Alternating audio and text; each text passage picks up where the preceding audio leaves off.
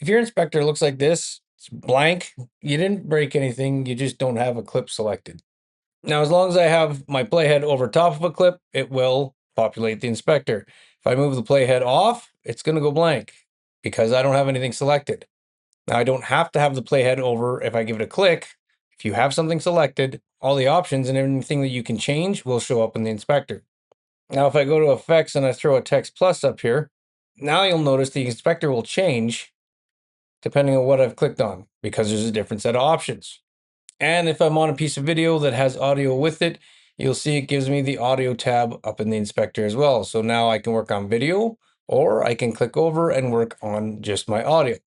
And one more thing you'll need to know about is effects.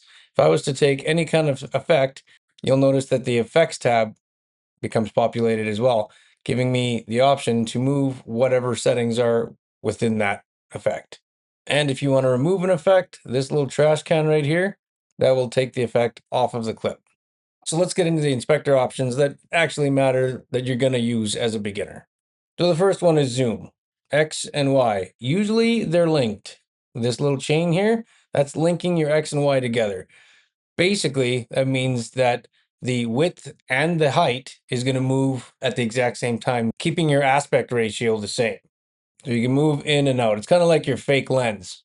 Zoom can help you reframe or punch in if you have something really important you want to say. Next is position. Position you'll be using X and Y. X again is your left and right.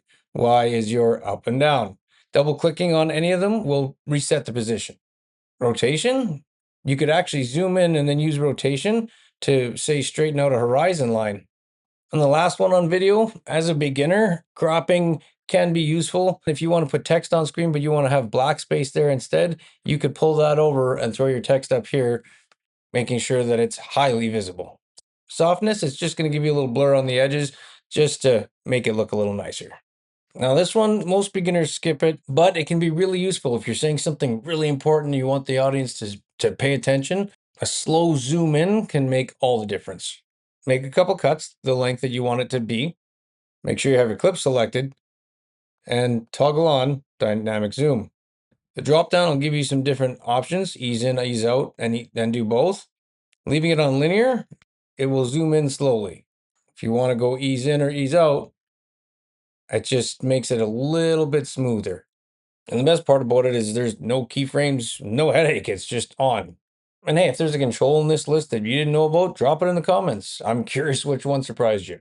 Another control I think will really help you out, especially if you messed up and you didn't have your mirroring set properly when you were recording. It's not a problem. In DaVinci, you can actually do one click. Right here under transform, it says flip. One click and it completely flips it over. Now you don't have to reshoot and everything's going the right way. The words are spelt the right way on your hat. Nothing's backwards. Now you can make incredible videos with just the controls that I've shown you, and the rest is just basically noise. And if this is saving you time, hit like and subscribe. It helps other beginners find my stuff. Honestly, what I've shown you now is going to get you 90% of the way. Say hi to DaVinci for me, and I'll catch you guys in the next one.